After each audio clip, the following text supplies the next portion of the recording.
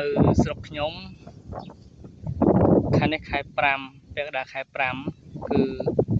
ស្រូវព្រាយហើយអស់ហើយបាទដុះហើយស្រូវនេះព្រាយតាំងពីចុងខែ4បាទចុងខែ4ដើមខែ5ហើយគេព្រាយស្រូវឆៅបាទស្រូវស្ងួតនៅលើដីស្ងួត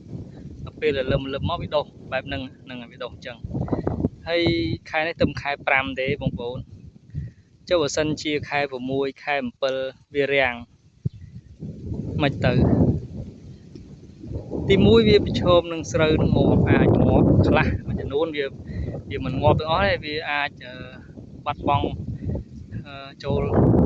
50-60% អញ្ចឹងទៅទី2ស្មៅវាដុះនៅពេលដែលដីគោកអត់មានភ្លៀងមកលិចដីទេស្មៅវានឹងដុះចាប់ដើមដុះជាពិសេសដីសើមគឺស្មៅដុះល្អជាងស្រូវដុះលឿនណាស់បាទហើយដល់ពេលខែច្រូតមានតែស្មៅទេស្រូវហើយជា30-40% ទេហើយក្រៅពីនឹងស្មៅទាំងអស់អញ្ចឹងហើយចាប់ដើមធ្ងោអូនថាធ្វើស្រែអត់កើតទេសិតតែស្មៅឆ្នាំណាដូចឆ្នាំណាដែរហើយធ្វើមិនរួចខ្លួនទេឲ្យថ្លៃអត្រាស្រែខ្លះបងប្អូនរហូតដល់អត់បូតក៏មានដែរអត់បូតទេទុកចោល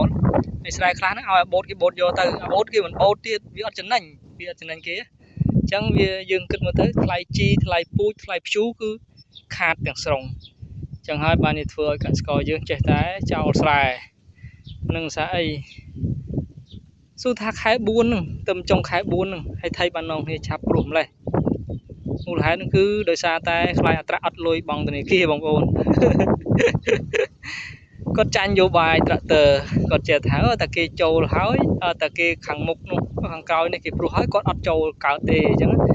ចឹងមួយតាមគ្នាគាត់តែឃើញអត្រាចុះមួយគាត់ចាប់ដើមតាមគ្នា